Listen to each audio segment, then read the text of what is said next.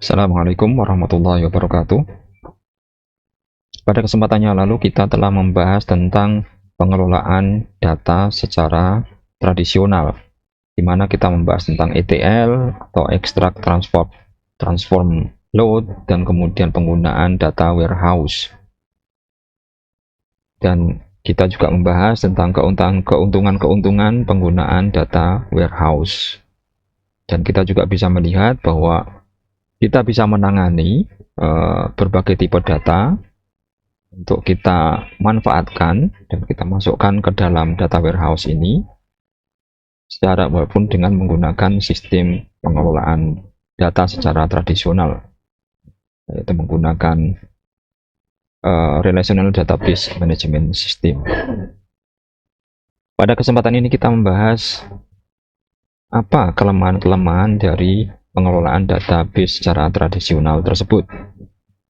Jadi di sini kita sudah pada saat ini kita masuk ke dalam era big data, di mana perubahan data sangat cepat. Kalau pada dekade yang sebelumnya kemungkinan pertumbuhan data tidak secepat sekarang ya.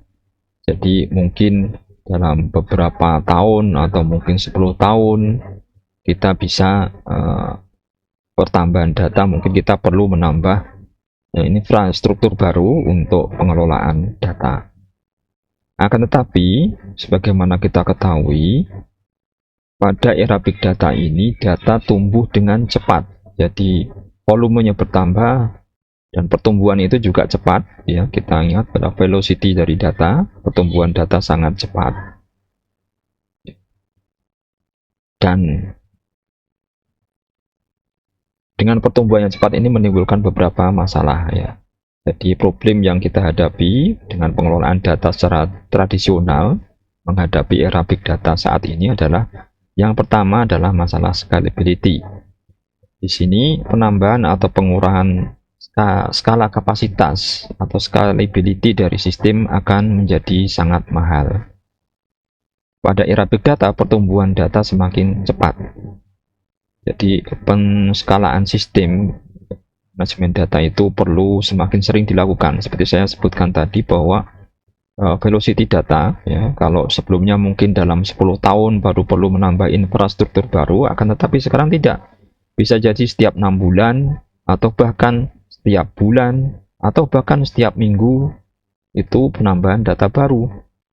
Jadi kita ketahui di internet data dibuat sampai terabyte setiap harinya.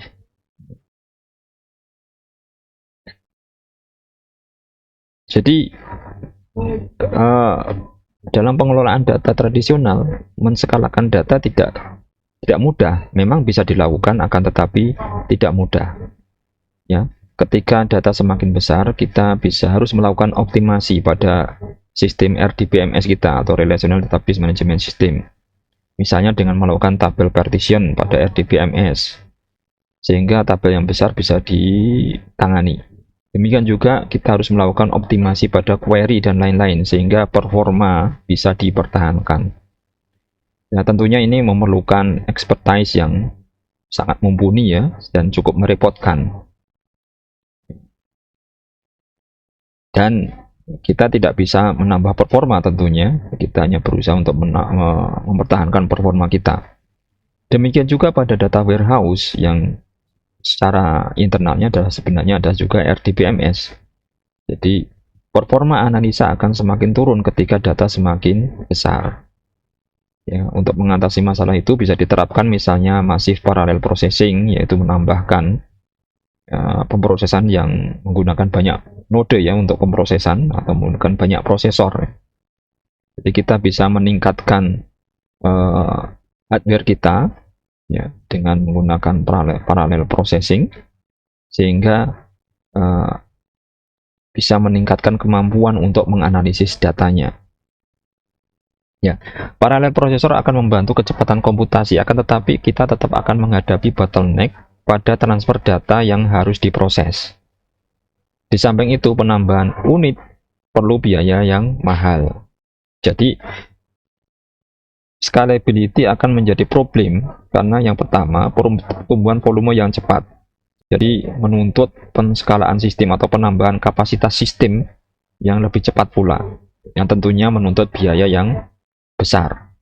Kemudian hardware, kan hardware untuk menskalakan sistem ini, menambah skala kapasitas dari sistem, itu terikat dengan vendor dari produk dari sistemnya, maka hardware ini juga khusus sehingga perlu biaya yang sangat mahal.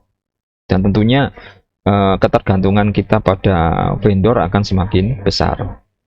Kemudian juga dengan perkembangan bisnis yang sangat dinamis, bisa jadi diperlukan untuk menskalakan atau menambah kapasitas sistem atau mengurangi justru.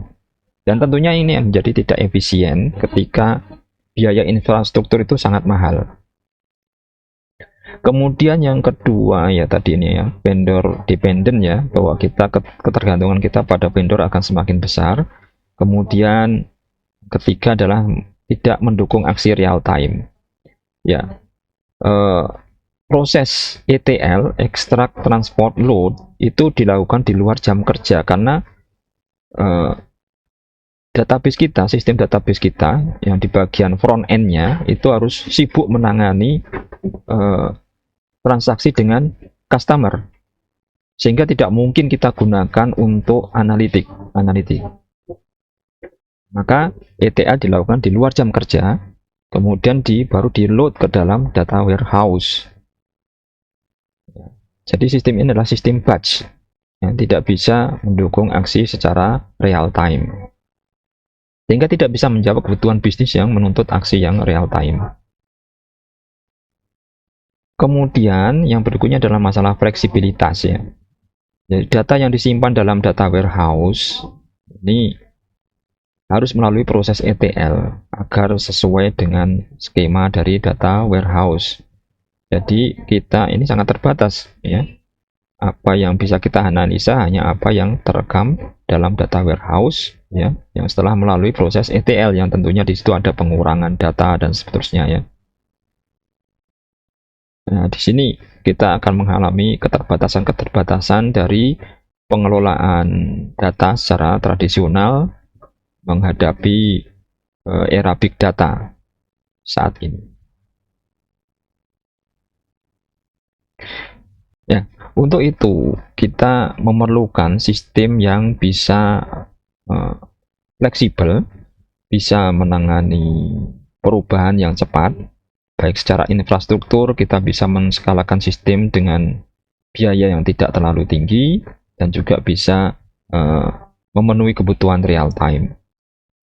Dan di sini kita akan bertemu dengan Hadoop Ecosystem. Hadoop adalah framework open source yang merupakan platform sistem yang terdistribusi untuk menyimpan dan memproses big data. Saat ini kita akan mengenal beberapa arsitektur di dalam pengelolaan big data ya. Dan yang umum ya, tentunya biasanya akan menggunakan Hadoop ya. Jadi beberapa sistem yang ada akan koeksis dengan Hadoop. Ya, Hadoop ini merupakan ekosistem yang terdiri dari banyak aplikasi yang masing-masing mempunyai peran tersendiri. Komponen di sini kita lihat ada beberapa layer pada Hadoop itu. Ada distributed storage layer, ini yang paling dasar yang menangani masalah penyimpanan datanya. Kemudian resource management layer, kemudian processing framework layer untuk analisisnya, memproses datanya. Dan kemudian pada tingkat application programming interface atau interface untuk mengakses ke Hadoop. Hadoop mempunyai komponen utama di dalam Hadoop, jadi ada banyak aplikasi di dalam Hadoop, ya bisa jadi puluhan atau malah ratusan sampai saat ini dalam ekosistem Hadoop yang masing-masing mempunyai peran sendiri. Tetapi di dalam Hadoop sendiri ada 4 komponen utama, yaitu Hadoop Distributed File System (HDFS), kemudian Yarn, yaitu komponen yang mengelola sumber daya, ini pada resource management layer, kemudian MapReduce, ini masuk pada processing layer. Nah, ini adalah framework untuk aplikasi yang untuk memproses data set yang sangat besar, menggunakan algoritma terdistribusi dalam lingkungan ekosistem Hadoop. Kemudian Hadoop Common ini ya perangkat yang digunakan untuk mensupport komponen-komponen atau modul-modul yang lain di dalam ekosistem Hadoop. Sehingga banyak aplikasi yang bisa menggunakan atau bisa menjalankan servisnya dengan berbasis file pada Hadoop, yaitu pada HDFS. Hadoop dikembangkan dalam bahasa pemrograman Java dan dirilis dalam lisensi Apache yang memungkinkan penggunaan secara gratis baik dalam proyek personal maupun komersial. Di sini kita lihat arsitektur big data ya secara umum ya saat ini. Jadi ada data source ya, yang seperti kita ketahui data source bisa jadi dari berbagai sumber data yang dengan tipe yang berbeda. Ada yang dari RDBMS, RDBMS, bisa juga dari data tipe XML atau JSON. Kemudian juga bisa jadi data yang tidak terstruktur ya tadi XML atau JSON adalah semi terstruktur, kemudian ada yang data yang tidak terstruktur, teks dan sejenisnya. Nah, kemudian dari situ kita bisa memprosesnya untuk masuk ke dalam data storage layer tadi di data storage layer lalu dalam Hadoop HDFS tadi. Kemudian kita juga bisa memproses jadi ada untuk real time ya message ingestion. Ya, di sini kita punya ada beberapa layer, ada batch layer dan ada stream processing. Batch layer ini untuk penanganan pada sistem yang modelnya batch ya, yang tidak memerlukan aksi yang real time. Ada machine learning untuk analytical datanya. Dan kemudian kalau untuk kebutuhan real time kita di sini ada stream processing. Biasanya kita mengenal ada batch layer, kemudian ada speed layer. Nah, di sini kita kemudian analitik dan reporting. Dan perlu juga ada sistem, ada komponen yang mengatur kesemuanya ini, ya, memanage kesemuanya ini. Ini adalah arsitektur big data yang saat ini secara umum mungkin kita akan mengenal nanti Hadoop, kemudian kita mengenal mungkin ada Lambda arsitektur, kemudian Kappa arsitektur pada penanganan big data secara modern.